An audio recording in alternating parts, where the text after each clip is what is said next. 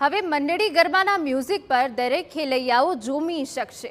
પહેલા એવું હતું કે મંડળી ગરબાનો આનંદ માણવો હોય તો ફરજિયાત તેમના કલાકારોને બોલાવીને જ આયોજન કરવું પડતું હતું, જે દરેક વ્યક્તિને પોસાય તેમ હતું નહીં। એટલું જ નહીં, મંડળી ગરબાનું મ્યુઝિક સોશિયલ મીડિયાના કોઈ પણ પ્લેટફોર્મ પર ઉપલબ્ધ ન હતું। જો કે આ નવરાત્રી એવું નહીં થાય। લોકો હવે વિનામૂલ્યે પણ મંડળી ગરબાનું મ્યુઝિક ગમે ત્યાં માણી શકશે, કારણ કે ડીજે નિહાર દ્વારા મંડળીના અસલ ઇન્સ્ટ્રુમેન્ટ સ્ટુડિયોમાં લાવીને તેને રેકોર્ડ કરવામાં આવ્યું છે, જેથી વિશ્વભરના લોકો ગમે ત્યાં તેનો ઉપયોગ કરી શકશે।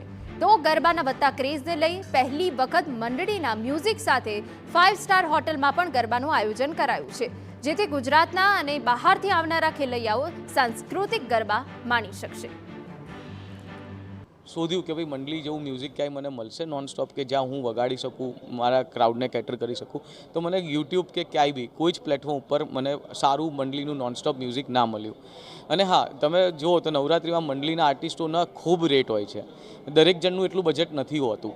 ત્યારે શું કરવું કે ભાઈ કોઈને સોસાયટીમાં કરવું છે, કોઈને પોતાની ઓફિસમાં કરવું છે, કોઈને પોતાના ફાર્મ હાઉસ પર કરવું છે, કે કોઈને ઘરના 10 લોકો જ કરવું છે, મંડળી વગાડવું છે, તો એ આર્ટિસ્ટ બોલાવવા જશે, બધું કરશે, કદાચ એક્સપેન્સિવ પડે, બજેટમાં ના બી આવે। તો મેં આનો રસ્તો એવો કર્યો કે ભાઈ કોપીરાઇટ વગરનું મ્યુઝિક તમારે ગમે ત્યાં વગાડો, દુનિયાના કોઈ બી છેડામાં, તમે ચાહે જર્મનીમાં હો કે તમે અહીંયા આપણે બાપુનગર હો, તમારે જ્યાં વગાડવું હોય તમે આ મ્યુઝિક વગાડો, તમને આમાં कोई कॉपीराइट नहीं लगे।